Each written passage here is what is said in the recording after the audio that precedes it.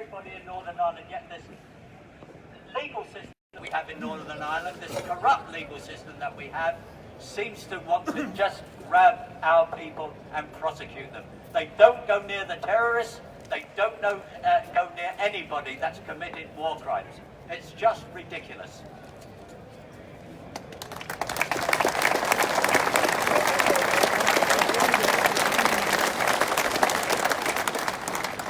I just want to say something about the Stormont House Agreement. There is a unit within that's proposed, the Historical Investigations Unit.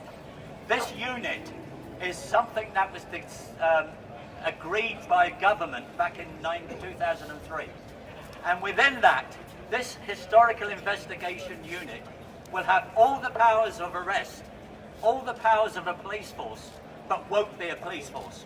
And they have no oversight, they have nobody to tell that they're getting it wrong, and they can do literally anything they want, anywhere.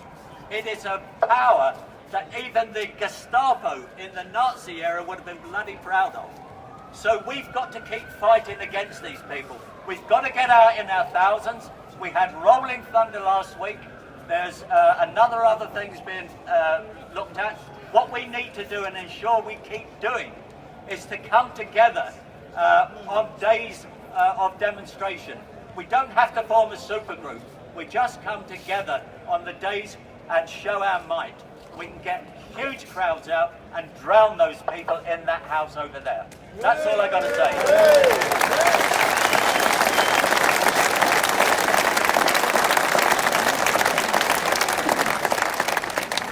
Our next speaker, a lot of you people will know him. It's Gary Weavering from Forgotten Veterans UK, who does a tremendous amount of work for veterans. I would like to welcome Gary to say a few words.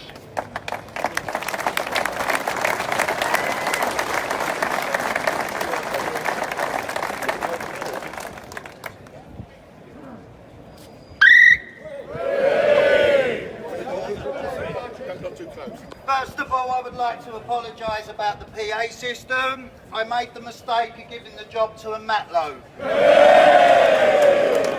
They are absolutely useless unless they're on water. Ladies and gentlemen, thank you for giving me the honour of being involved today and letting me say a few words before we march. Some of you may know me already and the great work our charity Forgotten Veterans UK does to help our community.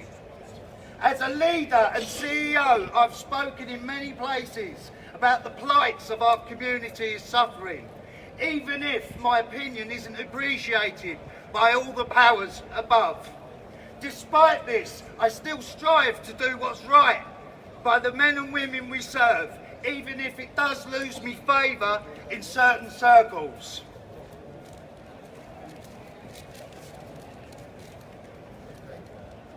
I was due on one of the last tours of Northern Ireland, pulling down the OPs.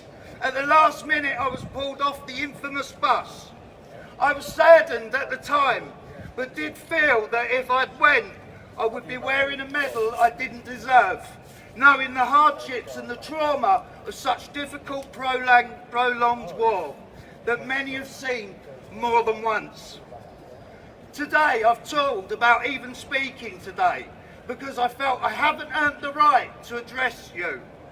But the reality is, staying quiet is not the answer, and is the only way out for us to keep speaking and being honest.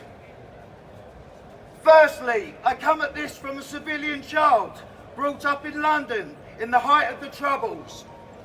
A child not safe to grow up in peace due to the cowardly acts of terrorists that could not accept the will of the British Protestants of Northern Ireland that have chosen to be part of our great nation.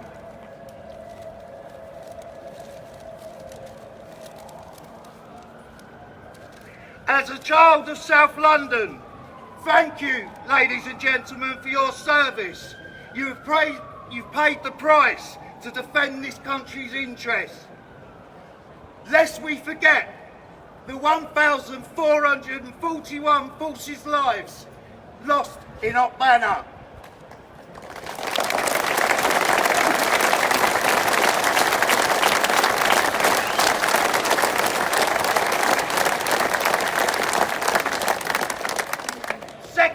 me, as a community leader that stood here 2 years ago, where you stand now, I was little known, but still wanted to show my respect, even though I'd never served in theatre.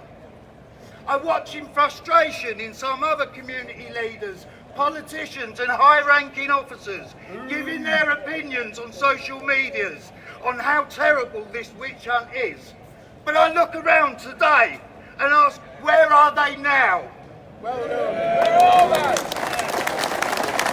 Where are they? They all had their opportunity to come here and address you today, but they decided to bury their heads in the sand rather than stand up for what's right. The truth is, words are no longer needed enough. We need actions now, not more words.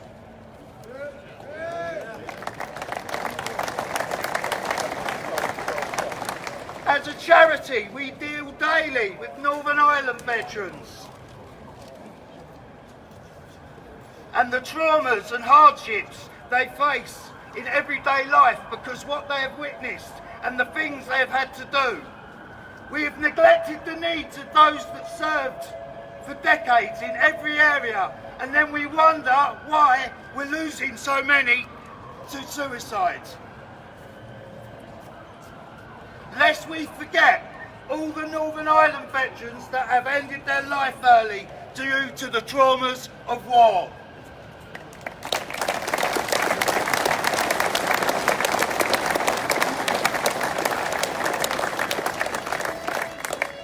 Lastly, I speak today to tell you, despite of differences of conflict zone, service and corps, we all stand with you, Northern Ireland vets, brothers and sisters, shoulder and shoulder.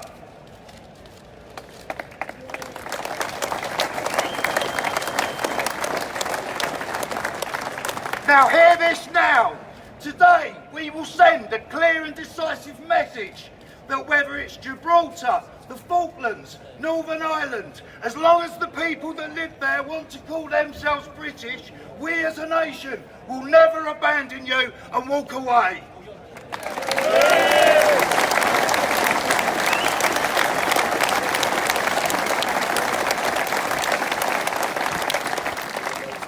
To the IRA, Sinn Féin and the fat cat ambulance chasing lawyers that seem hell-bent on digging up the past for easy money, I warn you today on behalf of millions of veterans, you come for one of us, you come for us all. God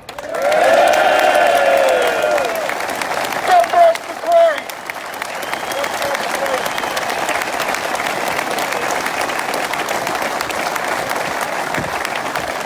Well done, guys. Well done, Gary. Well done, buddy. Well done. Who needs members of Parliament to speak for us when we have people like Gary Weavering that speak for us? I'd like to welcome our next speaker. A lot of people again will know him, and it's John Ross from the Parachute Regiment.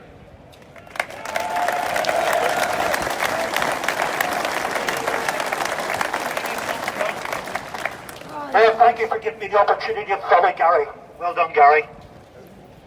Just before I start saying what I was going to say, I would just like to remind people of the news coming out of Northern Ireland from last night, when yet again Republican terrorists, in their attempt to murder police officers in Northern Ireland, murdered a young journalist who happened to be covering the disorder that they were waging. They have not gone away. We in Northern Ireland live with the threat day and daily. Much of the news that comes out of Northern Ireland does not get reported outside of the province. And I make no distinction between any brand of Irish Republican terrorist. They're all the same. They're all of the same ilk. So you will not hear me when I'm speaking talking about the Irish Republican Army. I never give them the credence of calling themselves an army. They were nothing more than murdering terrorists.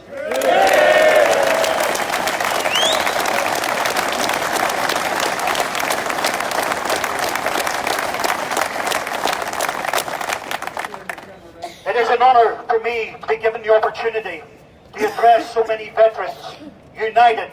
For the first time, I believe, in the last couple of weeks, we have come together as one, the different groups, and it is absolutely wonderful to see. Long may that continue, because we need the numbers, we need public support, we need everyone to play their part to halt the persecution and prosecutions that our brothers are facing today.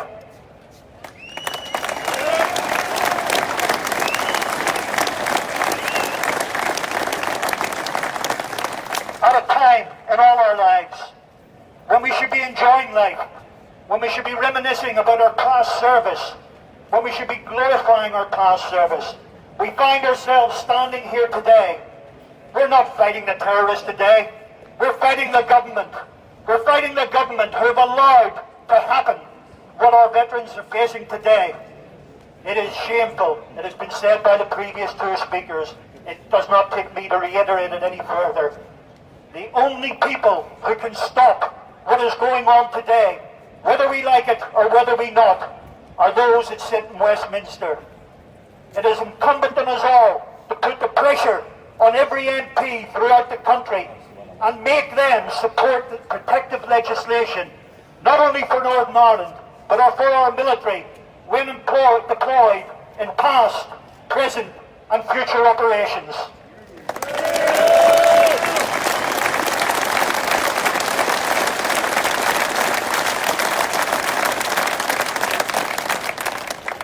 Whilst we have honourable men and their families currently going through hell, waiting for the early morning knock at the door, waiting for the call to go and be investigated, and as the earlier speaker said, by the newly to be formed Historical Inquiries Unit. Let me just say one thing about Historical Inquiries Unit. It was introduced through an agreement at Stormont, not at Westminster. Anything that is introduced at Stormont has to be agreed by Sinn Féin. They have a veto on anything at all at Stormont. So suffice to say, if it has been agreed at Stormont, it is not good news for those standing here today.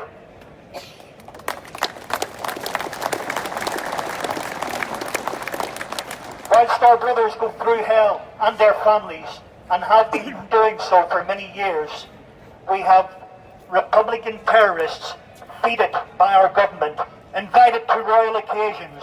We have Republican terrorists sitting at the heart of government in Northern Ireland today. You know, it brought it back to me when I seen the mounted troops riding past, and I thought then about Downey, who murdered men on ceremonial duties and walked free from a court in this city.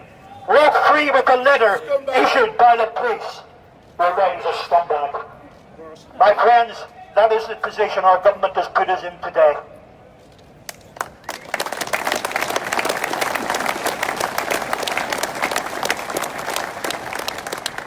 I could stand here for many hours. I could list the atrocities, the murderous atrocities carried out by cowards in Northern Ireland. I have done so before, but when addressing this audience, there is no need to list the atrocities. You know them, I know them, but sadly, so do our government, and they do nothing about it.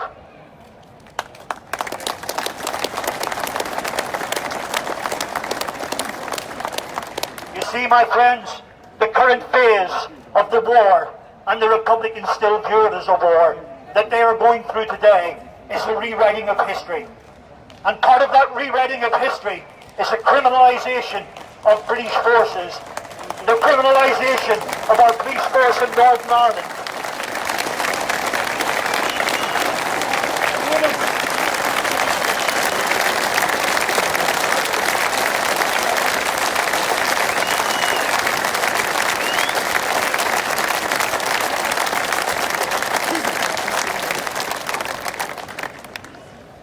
The mounted troop have just passed, and one of the horses was getting a bit excited. There you go, guys. That's the mountain. Well, usually horses act like. While our families go through hell, we have the Old Bailey bomber sitting on the police board within Northern Ireland. A man convicted of planting a bomb at the Old Bailey sits on the police board, sits in government within Northern Ireland. It is shameful, it is a disgrace, and our politicians should be hanging their head in shame that they have allowed it to happen.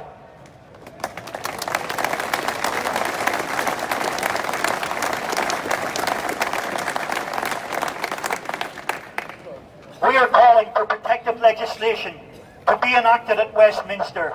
It must be enacted at Westminster because I said before, Sinn Féin have a veto on anything at all that is attempted in Northern Ireland. The protective legislation must be taken out of the Northern Ireland arena. It must cover our forces. We have seen it with Afghanistan. We've seen it in Afghanistan.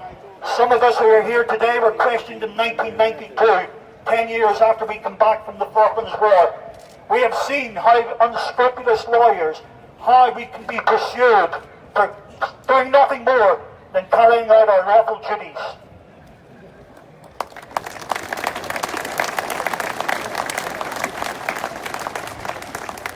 Do not be fooled or misled by those, particularly politicians, who say that protective legislation cannot be enacted. It can. A sovereign government can enact any legislation it likes. You only have to look back at the Good Friday Agreement and the disgraceful legislation that was enacted that allowed terrorists to walk free from prison, that allowed terrorists to be given letters of comfort, to allow terrorists to be given royal pardons. The government can act on our behalf. We must make them do so.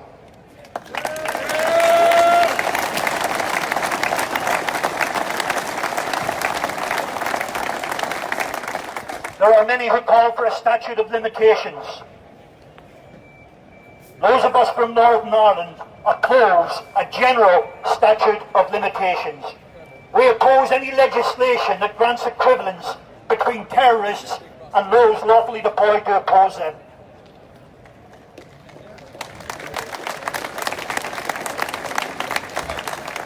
My friends, there is no equivalence between what the terrorists did every day in attempted murder and what we did when we went out to oppose them, to protect life, to protect property within Northern Ireland. There is no equivalence between good and evil. There is no equivalence between right and wrong, and we must never accept it.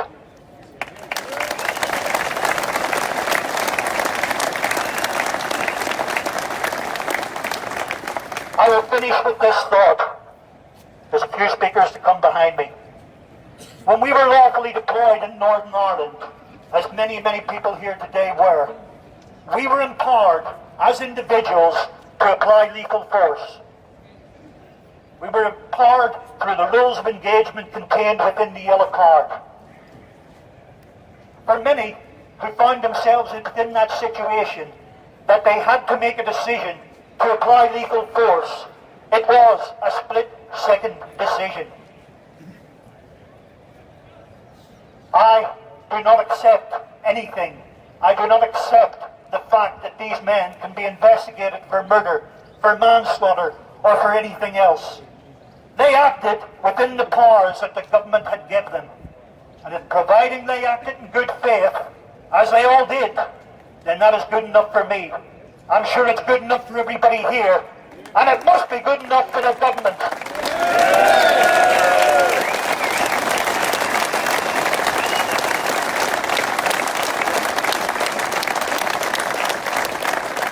To subject veterans, many in their aging years, to the turmoil that they are going through, and I know many of them.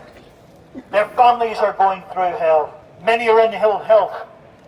Most people here who've been to these rallies know Dennis Hutchings. Dennis will not mind me saying it. He has got life-threatening illness, a life-shortening illness, and yet with all, Dennis has been dragged through the courts in Northern Ireland. I have been there on 3 occasions along with others. Believe me, when they go to court in Northern Ireland, it is a hostile place. It is a hostile judiciary. They are not on our side. If we cannot get anything in the short term, we need to get any cases being held taken outside the Northern Ireland judiciary. They must be heard where at least people can get a fair hearing. It will not happen in Northern Ireland.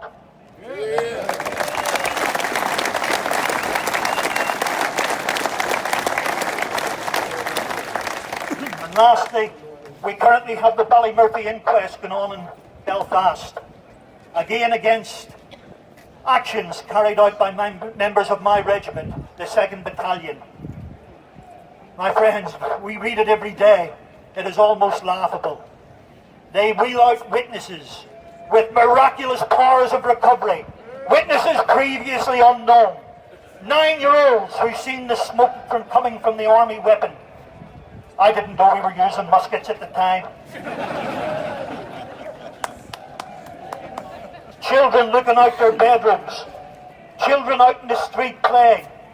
How many people here would let their child out while there's a gun battle going on? How many innocent people would go towards the army barracks or the army hall where Two Tower were based? They are rewriting history. They are being aided and abetted by our government.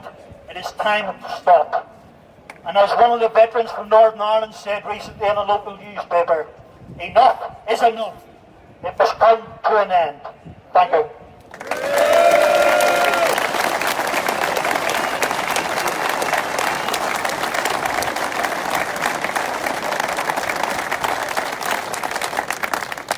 Next gentleman I'd like to introduce you to is Willie Fraser, former Irish Ranger and a victims campaigner that lives out in Oman. Thanks very much for that. I feel very honoured to be standing here. And I would like to start off by saying I apologise for anything that I get wrong. But the one thing I do not apologise for, and that is being standing here along with you people, the people who brought peace to Ulster, not the ones that are given the honours to and the medals to. It is men and women like you that have brought the peace to Northern Ireland, and now you are paying the price to appease the terrorists.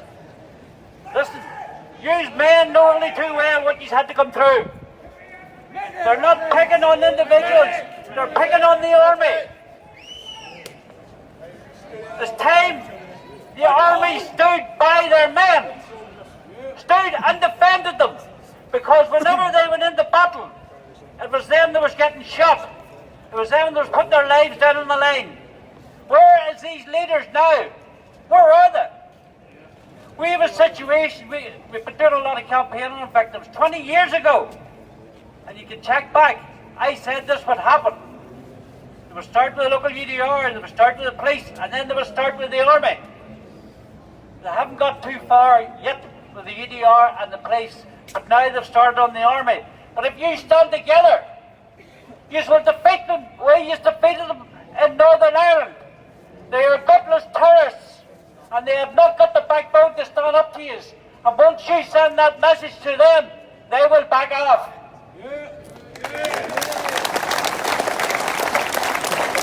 They talk about charging soldiers, where perhaps a ricochet hit somebody, and we are man and big enough to realise there can be mistakes made in any conflict. It happens. But whenever the IRA was shooting at you or shooting at innocent civilians, it wasn't a mistake, it was intentional. Where is these boys in front of the courts?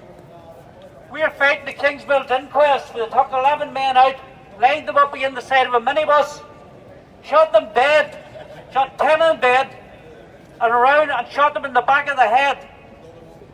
2 of them got OTR letters. One of them was wanted for 46 murders. 46! And some of them included the paratroopers at Norrawater and the other soldiers that was there as well. Who's fighting for the justice for them soldiers? Any of the serf in South Armagh will know what you had to go through, as well as other parts, but South Armagh particularly, that's where I come from.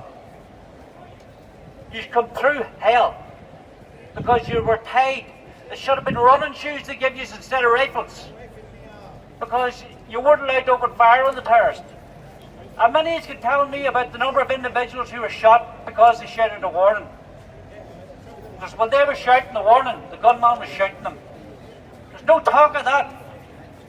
We need to send a message to our politicians and to the government and to the terrorists.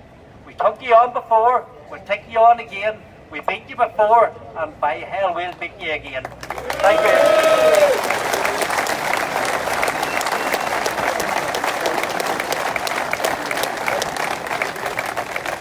We've got our final speaker now. Gerard Batten, the leader of UKIP, is here to speak about the conflict and the troubles that we're going through at the moment. He's turned up at every single event that we've had, never asked to speak, but he's just turned up as a member to support us. So we've asked Gerard kindly to say one or two words for us today. So give a big round of applause, please, for Gerard Batten. There you go, ladies and gentlemen. We've got the one and only Mr. Gerard Batten. Good morning, everybody. One and only Bulldog Batten. Welcome to he London, is the only man that is constituency I've had able the honour to represent to change since things 2004. in politics. It's He a is lovely the only day. man I'm so that is going pleased to to see defend so the many veterans in this community. patriotic, ordinary people, one and only the real warriors Bulldog that represent Gerard our country. Batten.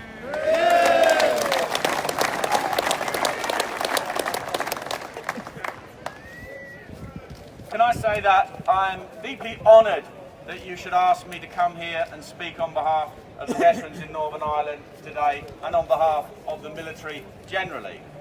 I never had to serve in the military. I've had a privileged life. My father's generation fought in the Second World War to keep us free, and I've had a life of freedom, taking the benefits of that generation that protected the British people. And one of the things, the hardest things that you can ask a military person to do is fight in their own country against terrorists, which is what the veterans in Northern Ireland had to do. They did their duty and they were up against the most barbarous, savage, murdering terrorists that we have seen in this country today.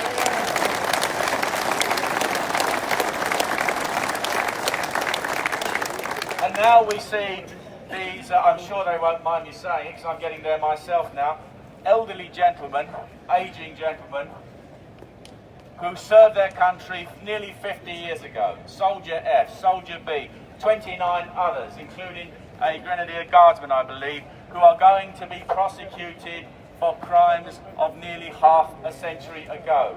And I say alleged crimes. They were young men put in terribly dangerous situations and they were holding deadly weapons. They did their duty according to their best intentions, and who knows if some mistakes didn't get made. But they should not now be persecuted, not prosecuted, persecuted decades later because of a politically correct state that we now live in.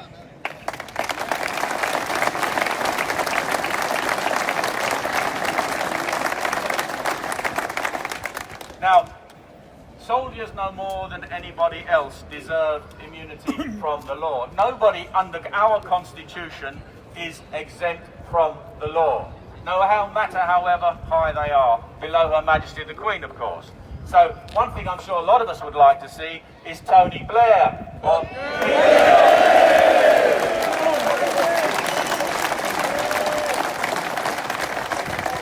But while soldiers are not exempt from the law, they should be treated fairly.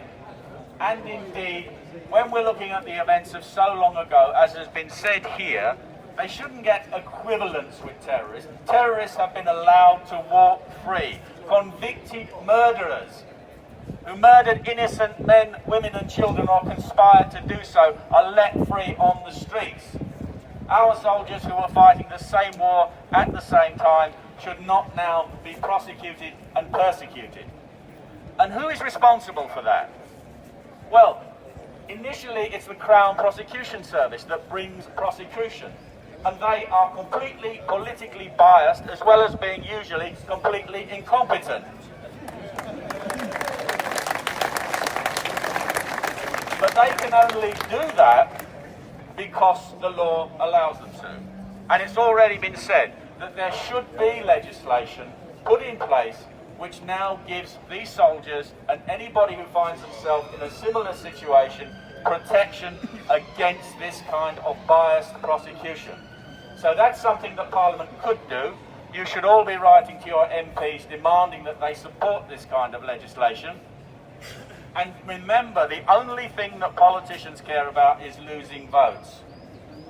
So make a note of who supports you and who doesn't support you, and act accordingly in the next general election.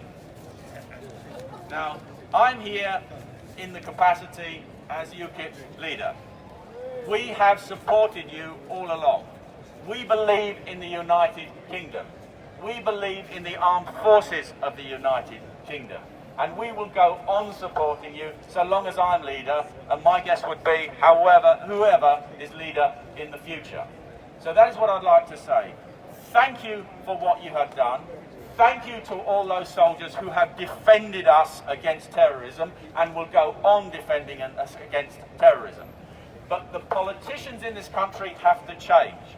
They are now setting about deconstructing the patriotic state that we all grew up in and we believed in. They have to change. They have to start protecting you, protecting their country, and worrying about us and not what a load of pocket-filling lawyers would like them to do.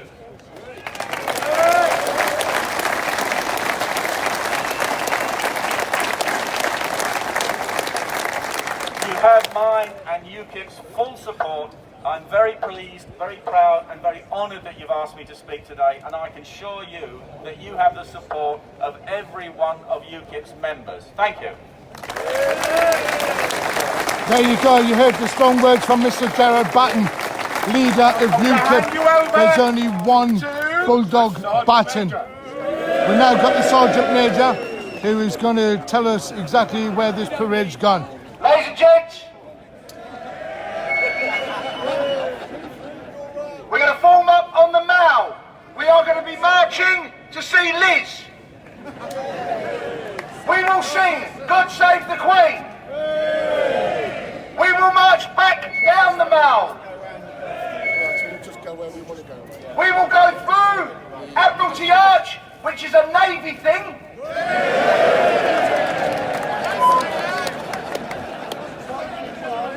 When I say march, remember the Navy and the RAF are here.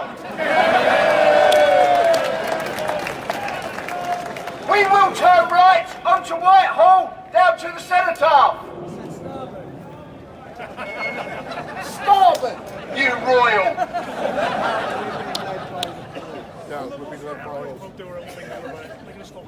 We will have a 2-minute silence and lay wreaths where applicable.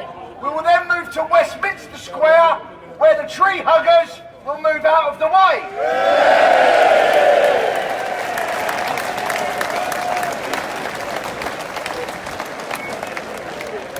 We are the people of this land. We will take our square and we will turn our backs on Parliament.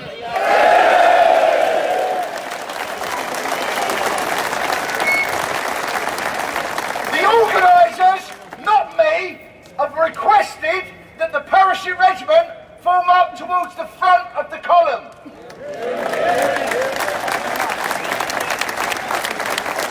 To that end, if you can start making your way onto the Mall, paratroopers, push as far up as you can, you're often in the front of things.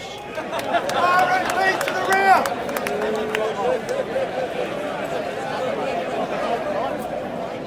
Hello, Norman.